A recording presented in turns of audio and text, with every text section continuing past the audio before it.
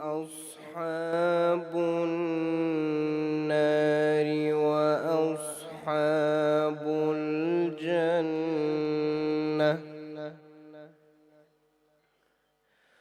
أصحاب الجنة هم الفائزون.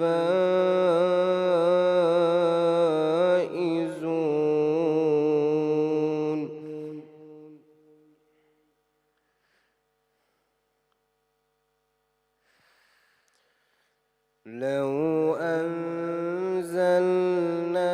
هذا القرآن على جبل لرأيته خاشعا متصدعا من خشية الله.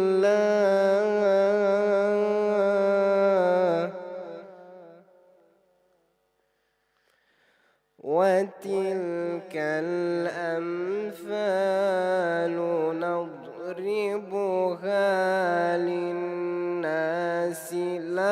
لعلهم يتفكرون.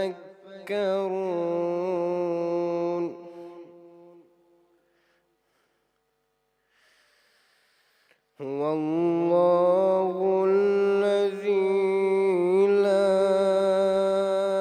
إله إلا هو عالم الغيب والشهادة.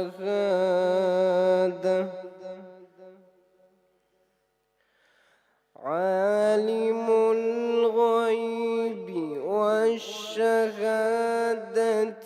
هو الرحمن الرحيم.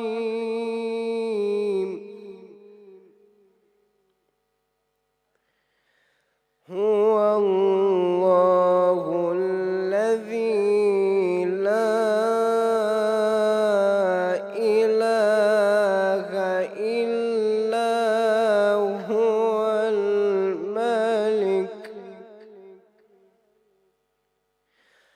الملك القدوس السلام المؤمن المهيمن العزيز الجبار المتكبر.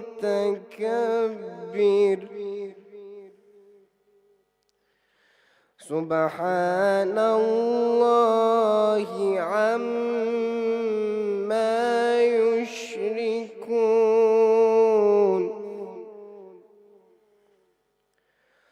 هو الله الخالق البارئ المصور.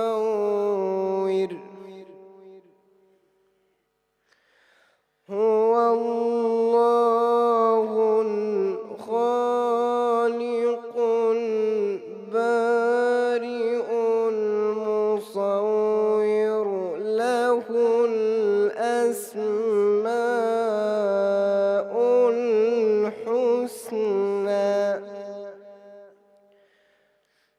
يسبح له ما في السماوات والأرض وهو العزيز الحكيم. صدق الله العلي العظيم. أفلح من صلى على محمد وآل محمد.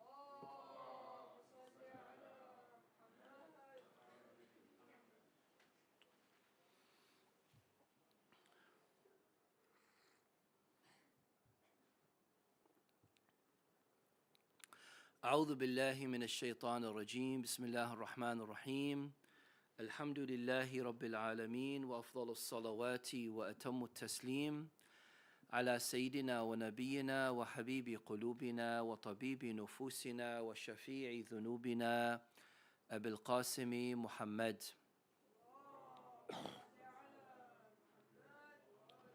وعلى آل بيته الطيبين الطاهرين المعصومين الذين أذهب الله عنهم الرجس وطهرهم تطهيرا.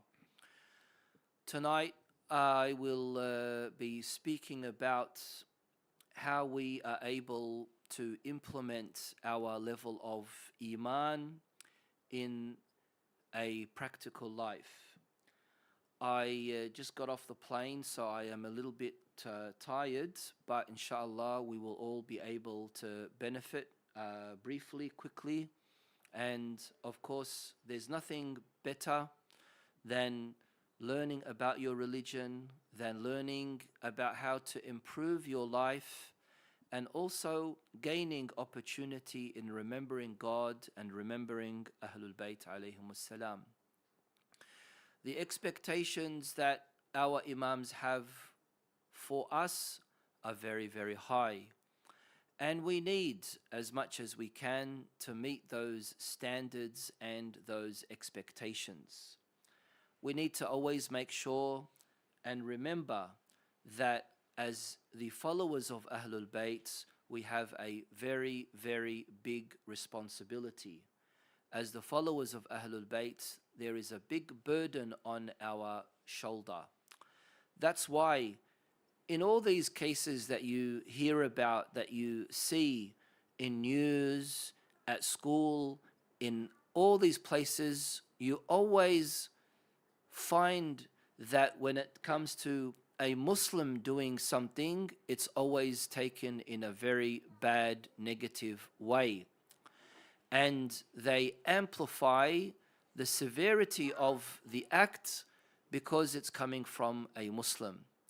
And that's because there are expectations that a Muslim needs to observe, and therefore you are least expecting something bad to happen from a fellow Muslim.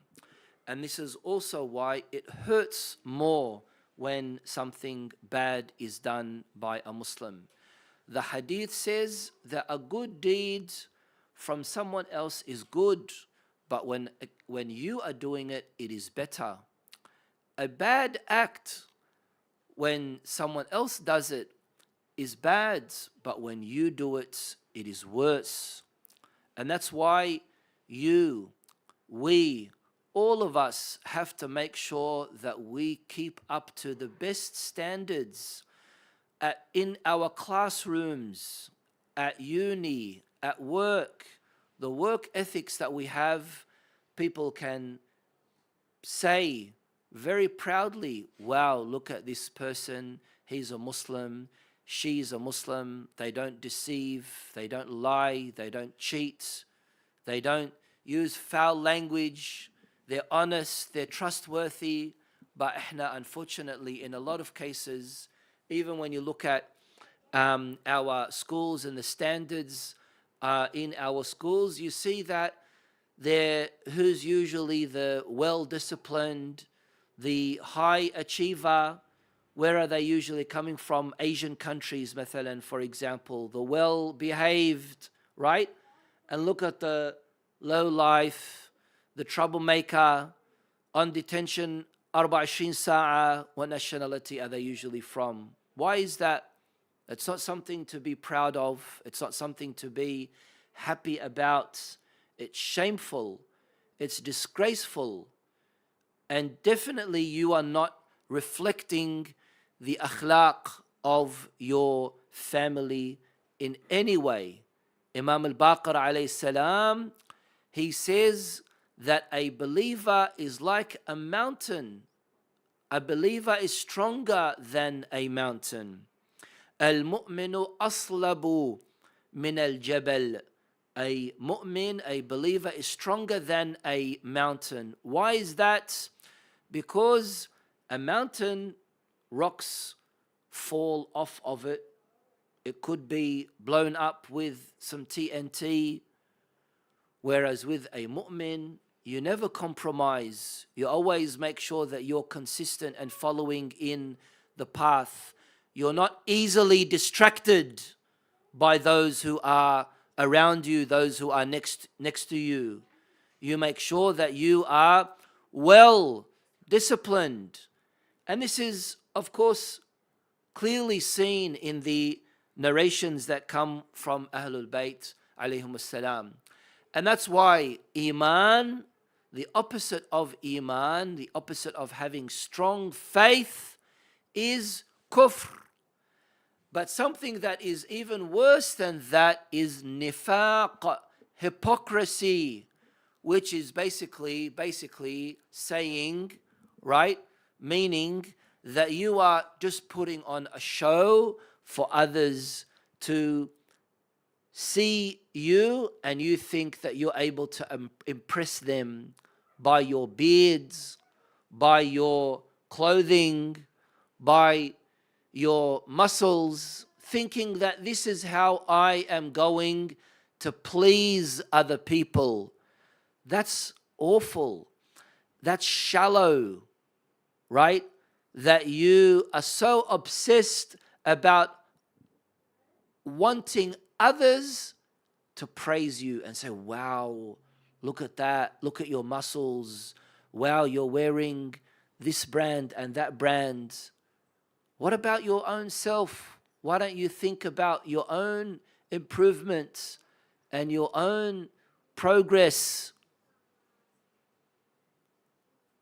This is why when it comes to Iman and Nifaq, there is a very clear distinction in who is a believer and who is going to develop very bad negative traits like that of a hypocrite.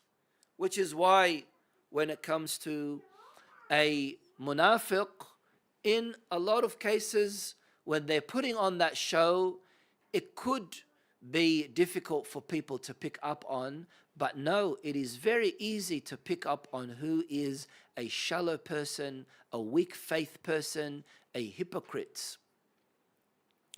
This is why when it comes to something like Iman and faith, these standards that we need to have are very, very important.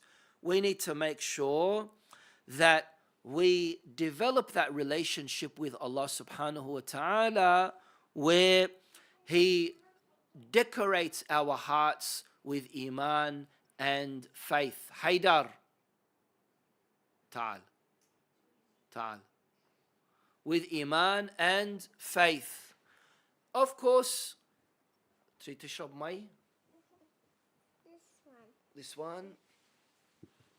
Of course, this is exactly why in the Holy Quran, Allah subhanahu wa ta'ala says, Bismillah ar-Rahman ar-Rahim, ربنا إننا سمعنا مناديا ينادي للإيمان أن آمنوا بربكم فآمنا ربنا فاغفر لنا وعليكم السلام فاغفر لنا ذنوبنا وكفر عنا سيئاتنا وتوفنا مع الأبرار. These kind of verses in the Holy Quran speak about how you need to live an honorable life, a life of dignity, a life of value, a life of understanding, a life of clear vision. You know exactly where you are going in your life. You're not a sheep, you're not a kharoof following people around you. No, you're firm, you're good, and you're in your understanding in these kind of things. And that's why, unfortunately, when it does come to the people who are around us, a lot of them are khirfan. What's khirfan? Sheep. Quran speaks about that. Quran doesn't say khirfan. Quran says an'am. What's an'am? An'am is cattle. Yani there are people who are around you that are like cattle, or belhum adallu sabila, or even worse than cattle, because they have no direction, they have no leadership, they have no purpose. The only focus on that they have is, I want to buy TNs, I want to buy TNs, I want to buy TNs. Is that you, Abidin? I want to buy TNs. I want to go to the gym. I want a new phone. I want this. I want that. Their whole tunnel vision is focused on, zoomed in on something as superficial, as meaningless, as purposeless, as shallow as these kind of things. And of course, the problem with that is that it brings a lot of disturbance as well. It brings a lot of disturbance. It makes you unstable. And if you don't teach yourself to say no, you become, in your instability, obsessed and paranoid with these kind of things. And then you start saying to yourself, subconsciously, that I want these things at any cost, even if I cheat, even if I lie, even if I steal, I'm gonna get them. And that's definitely not how a believer is. And these paths and these ways are very easy to achieve and accomplish. It's easy for you to get quick cash and quick money by doing certain illegal, haram things. But then what? A long life of regret and looking over your shoulder because of the fear of revenge. And this is why, if you really want a good life, a pleasant life, it all goes back to Iman and faith. Wa alaikum assalam. This is why when the Holy Quran speaks about the grading of faith, when the Holy Quran speaks about the grading of faith, it's also very important that we focus and listen on how these gradings of faith are. In this verse in the Quran, Allah describes the faithful, describes the believer. And again, this is a reminder for all of us, equally, young or old. We have to remind ourselves of what these standards of faith are. إنما المؤمنون الذين إذا ذكر الله وجلت قلوبهم. When God is mentioned in your presence, your heart trembles. It really affects you, that dhikr, that remembrance of Allah. And what does it do? وَإِذَا تُلِيَتْ عَلَيْهِمْ آيَاتُهُ زَادَتْهُمْ إِيمَانًا. When verses of the Quran are recited in your presence, you increase in your level of faith. وَعَلَى رَبِّهِمْ يَتَوَكَّلُونَ. And you are relying, I mentioned this in the Friday khutbah today, and you rely on Allah subhanahu wa ta'ala. You have tawakkul on God's. الَّذِينَ يُقِيمُونَ الصَّلَاةِ. You make sure that you pray and you're consistent in your salah and your prayer. وَمِمَّا رَزَقْنَاهُمْ يُنْفِقُونَ. And you give away that which God has blessed you with in sustenance. أُولَٰئِكَ هُمُ الْمُؤْمِنُونَ حَقًّا. They are the true believers.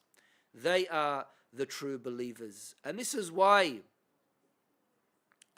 Imam Muhammad al-Baqir alayhi salam, he also says, لا يبلغ أحدكم حقيقة الإيمان. That you will not attain the true level of faith حتى يكون فيه ثلاث خصال. Until you have three characteristics.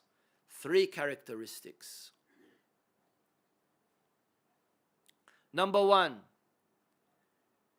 حتى يكون الموت أحب إليه من الحياة. That for you love death more than you love life.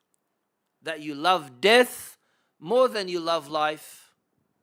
That's the characteristic of a believer. A believer isn't interested in this dunya. Al-dunya sijnul mu'min. It's a jail for you, right? For you, death with honor is better than life with humiliation. Is that the tattoo that you have on your back? Number one. Number two, الفقر أحب إليه من الغنى. That for you, poverty is better than being rich. The way we are wired, unfortunately, in today's society, it's all about money. It's all about the fast car and the quick cash and the penthouse apartments and the trips to Dubai. Everyone's thinking about these things. If I was to break open your skull and look at your brain and think, what's your priority that you have in your brain? It's not about going to an orphanage and visiting the poor people and making your parents proud. It's about Lamborghini, Maserati, muscles, these kind of TNs. Is that what you guys are into these days, or who? Abedin? Is he into that? You still into that, TNs? Look who pointed to you. Darkhizi pointed to you. Rings. الفقر أحب إليه من الحياة. من الغنى. That poverty is better than richness. That, of course, that doesn't mean that you don't go after money and you don't learn for a living and then earn a living and save up and expand and have ambitions. No, you have to have all of these things. Money is very important in this life. But your focus and your concentration is not that you become rich so you can live that high life. That's very dangerous and damaging. Your ambitions need to be aligned with your religion. And the third point is المرض أحب إليه من الصحة. That for you, getting sick is better than being healthy. At least you have appreciation to Allah subhanahu wa ta'ala. When was the last time you thanked God for what you have in health and wealth and everything else? It's only when something happens to you or something happens to someone around you that you start thinking about, wow, yeah, I need to start thanking God for what I have. Our question that we're asking is, what is faith? And how much of your faith are you practicing in your day-to-day life? Where have you implemented the teachings of Islam in your faith? Where can I see traces of Iman in your behavior? Just a while ago, a mother, she said to me, one of the boys in your audience, he had the biggest fight and was abusing me verbally. And now, mashallah alayhi, he's sitting and listening to a lecture about deen. What's the point? In you eshays behaving in such a way at school or at home, and then think that, you're going to put on a nice show in front of Tuni, and Tuni's going to say, oh, wow, look at him, Saidi, he's such a nice boy, and this and that. Doesn't know what Nido was doing half an hour ago. And that's why it's important for a person, their public image should be exactly the same as their private, and their private image should be exactly the same as their public. Wa alaikum salam. Is it still raining? Is that why you're wearing a rain jacket? Or is that fashion?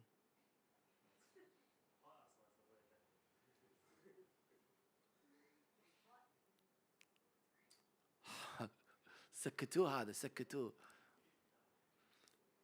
أهو.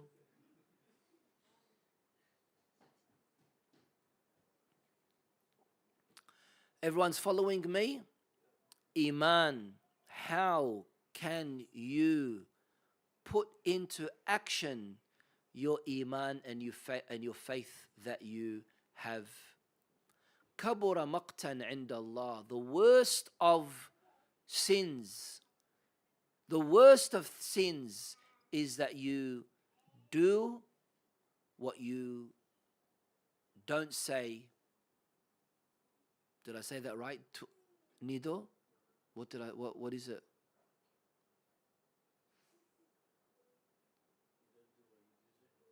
You don't do what you do say.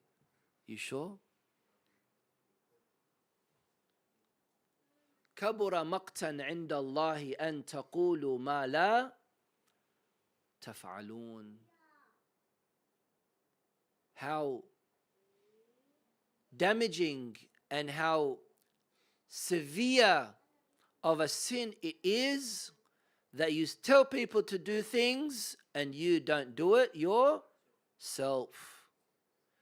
حقيقة الإيمان, in wanting to discover the truth and reality of faith, it's all about making sure that we implement everything that we are taught. No, it is not enough that you say, oh, I'm a Shi'i, I'm a follower of Imam Ali, of wearing of Dhul Fiqar sword around my neck, I'm going straight to heaven. No, that's not the case. Ya Yasin.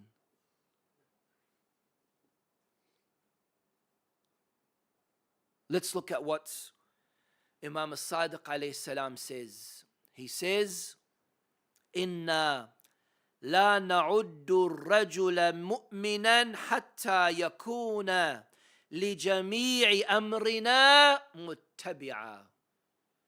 We don't classify you as a true faithful believer until you follow all of our teachings and our instructions. Yani Imam As-Sadiq is saying, unless you follow all of our teachings and our instructions, don't consider yourself a true follower of Ahlul Bayt.